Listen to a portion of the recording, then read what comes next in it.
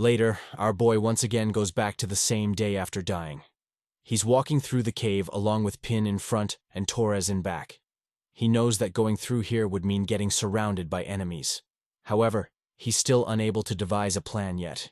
He believes Torres and Pin won't lose to the Greyhounds one-on-one. Also, there's no way out of this cave once they get surrounded by that many people in this small area. The best way out of this would be to not get surrounded in the first place. Encrid closes his eyes and thinks that he can figure that much out with his six senses. Suddenly, the enemies show up with a fierce look in their eyes, and the commander says that they have finally found the rats. The spearmen take the front while the bowmen block the exit, and in between, Encrid's team is once again sandwiched.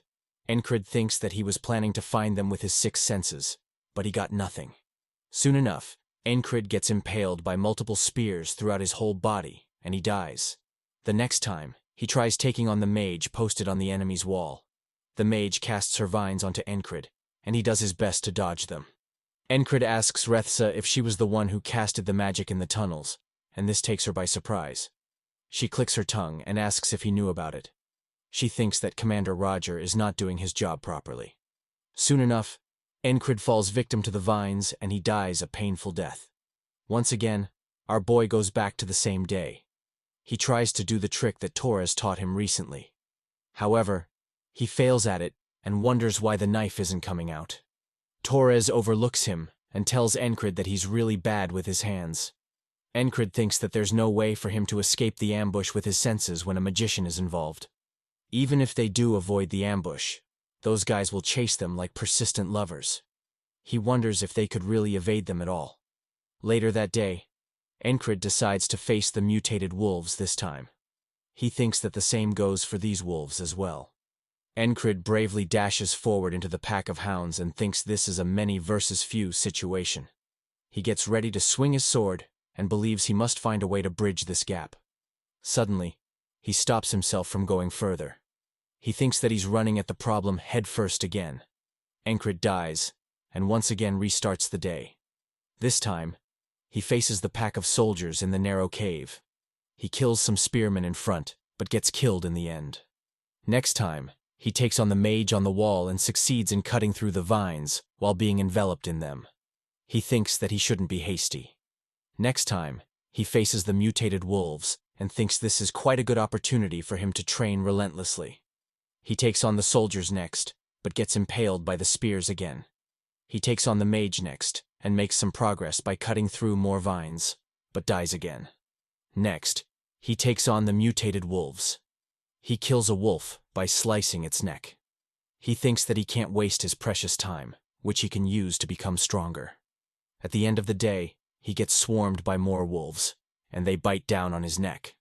Later, Encrid goes into the dream world. The spirit asks how much longer he will play around now. The spirit suggests him to choose a wall first. That way, he wouldn't be stuck in this today forever. After going through each of the walls countless times, Encrid says that all three of them are excellent. He chuckles and says it's a waste to only choose one of them. The day restarts again, and Encrid wakes up early. Torres comes outside of the cave after having a good night's sleep. He looks ahead and sees Encrid practice once again. Our boy is practicing the hidden knife move that Torres taught him earlier. He succeeds at doing it flawlessly as the small knife comes out as he anticipated. Torres looks at our boy and remains shocked. He approaches Encrid and asks how he figured out to use that. He remembers clearly that he wasn't able to pull it off till yesterday. Encrid replies that he learned to do this 30 days ago. Well, time passes differently for our protagonist, so he's stating facts. But this confuses Torres. He says that doesn't make sense.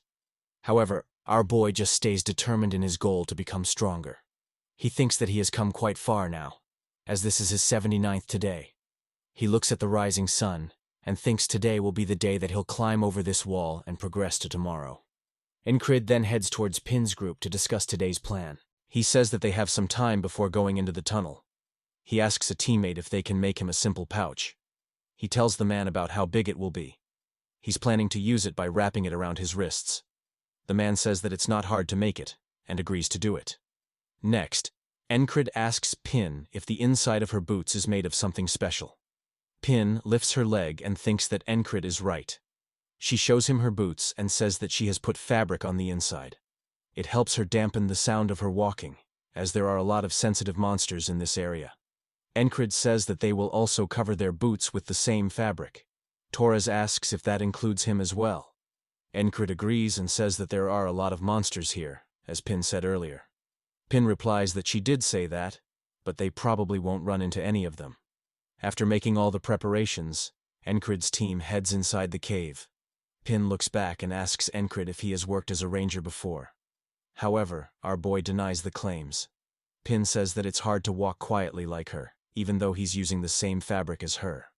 Encrid thinks that this is obvious as he has practiced today over and over again.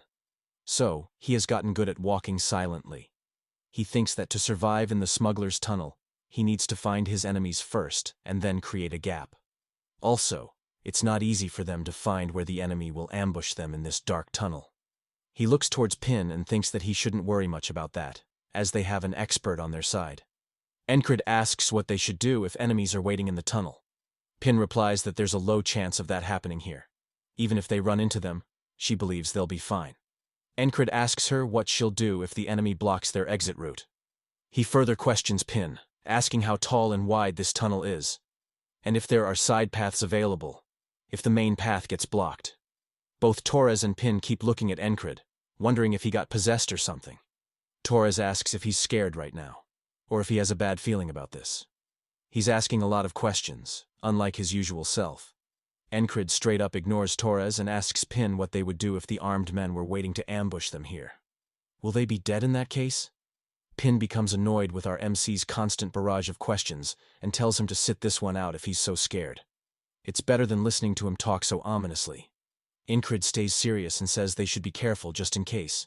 Pin becomes grave after seeing how serious Encrid is. Encrid thinks that he can't use brute strength to force them to obey his command, as they are higher in rank than him. This means the only option left for him is to persuade them. He thinks that he needs to show a level of intimidation that he learnt from one of his teammates at the infirmary tent. It's a forceful way of speaking to get one's point across. He believes this method would be much more effective than 100 words. Pin agrees with Encrid and says that he's right. She admits that she got too relaxed. Encrid thinks that the air has shifted now, and everyone is more alert. They make their way through the cave with caution. Pin goes around the corner and feels that something is odd here.